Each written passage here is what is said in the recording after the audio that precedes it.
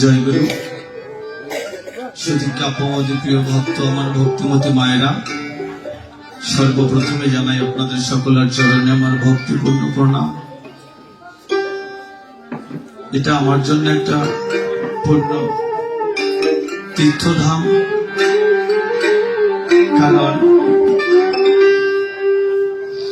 এখান দিয়ে আমার গুরুদেব শ্রী শ্রী গৌরাঙ্গ সরকার চলতেন। এখনো তেনার চরণধূলি এখানে রয়ে গেছে। যেখানে গুরু আগমন শিষ্যের জন্য সেটাই শতকোটি তীর্থভূমি। আজ আমি আমার তীর্থে এসেছি, আর আপনারা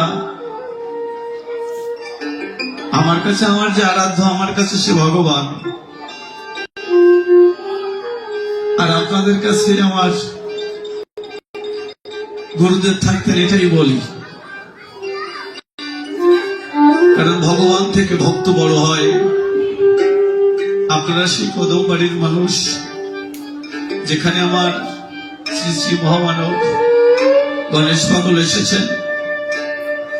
শাস্ত্রে বলেছে যে গ্রামে একজন বৈষ্ণবের জন্ম হয়, ওই গ্রামের একজন ভিখারি হওয়া ভালো। যে স্থানে একজন বৈষ্ণব থাকে, সেই স্থানের একটা কুকুর হওয়াও পুণ্যের বিষয়। আপনারা জানেন সুধী জয়, যেদিন বৈষ্ণব সভা হয়েছিল, আমার শিব গোসাই স্বয়ং ওই বৈষ্ণব সেবার প্রসাদ পেতে কুকুর উপরে গিয়েছিল। তো এটা আমার জন্য আজকে পূর্ণ তীর্থধাম। আপনারা কৃপা করে আমাকে চরণ ধুলি দেবেন। আমার গুরুদেব গৌরাঙ্গ সরকার, আজ আমি ঘুরে ঘুরে হরি নাম কৃষ্ণ নাম করি। তবে জানেন, আমার ভেতরে এমন কোনো ভক্তি শক্তি কিছুই নাই যাতে আমি সাধু সঙ্গ করতে পারি। আমার গুরুদেব সবদিন বলেছে, বাবা রে, এই জগতে যতগুলো সঙ্গ আছে, সব থেকে শ্রেষ্ঠ সঙ্গ হচ্ছে সাধু সঙ্গ। বাবা কথা নিস, সময় পেলে পরে এই সাধু সঙ্গ করিস। কারণ তোর ভিতরে 21,620 বারে যে মানুষটা যাতায়াত করে, এই মানুষটা যে কখন যাতায়াত বন্ধ করে দিবে কেউ বলতে পারে না। তাই বাবা, একটু পরে করব, আগামী দিন করব, এমনি করে কিন্তু সাধু সঙ্গ করতে পিছনে করিস না। কারণ হয়তো তোর নেই জানা, এই জীব জগতের সবার একদিন ভব নদীর পার ঘাটাতে যেতে হবে, সেই বৈতরণের ঘাট পার হইতে হবে।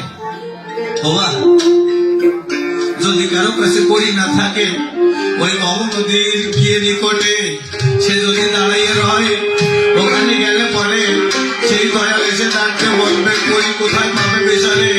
ও বাবা, তুই করি পেতে পারিস কোথায় জানিস? যদি হা কৃষ্ণ গোবিন্দ বলে চোখের জল দিয়ে ছেড়ে যেতে পারিস সাধুর বাজারে, এখান থেকে এই ভবনদের করিবে।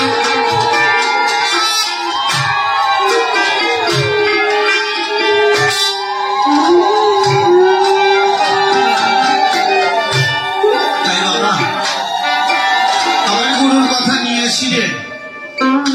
আমি যদি কোথাও দেখি সাধু সঙ্গ হচ্ছে, সাধু সঙ্গর বাজার মিলেছে, মা সংসারী জীব আমরা কিনা অনেক সময় ইচ্ছা থাকলে অনেক জায়গায় কিন্তু আমরা যেতে পারি না, কিন্তু দূর থেকে একটা ভক্তি তো দিতে পারি,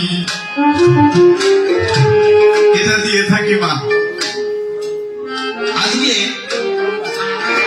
খুব সুন্দর একটা আলোচনা, একদিকে মহাকাব্য রামায়ণ খানা, আর একদিকে জীবের মুক্তির পথ দেখিয়েছে যে ভাগবত, তারপর আর কিছু হয় না।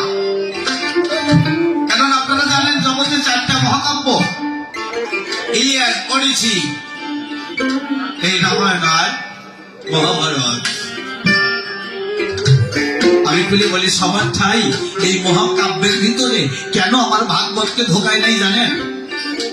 আপনাদের আছে জানা, যেমন সাগরের ভিতরে খাল বা নদীকে ঢোকানো যায়, কিন্তু আমার কাছে বলেন দেখি এই নাল বা খালের ভিতরে সাগর কখনো ঢোকানো যায় নাকি? আমার ভাগবত হচ্ছে মহাসাগর।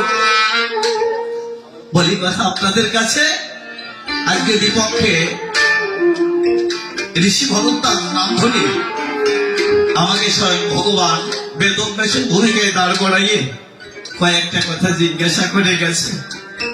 বাবা আমি কি এমন শক্তি ধরি এই ভগবান বেদব্যাসের ভূমিকায় অভিনয় করি? তবে শুনেছি সাধুগুরুর কৃপা হলে পরে অসম্ভব হয় সংসারের পরে, জানেন শুধু জয়।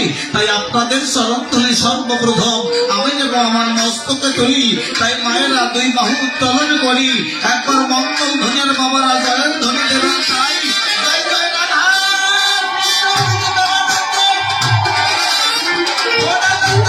হরি হরি বলেন সবাই।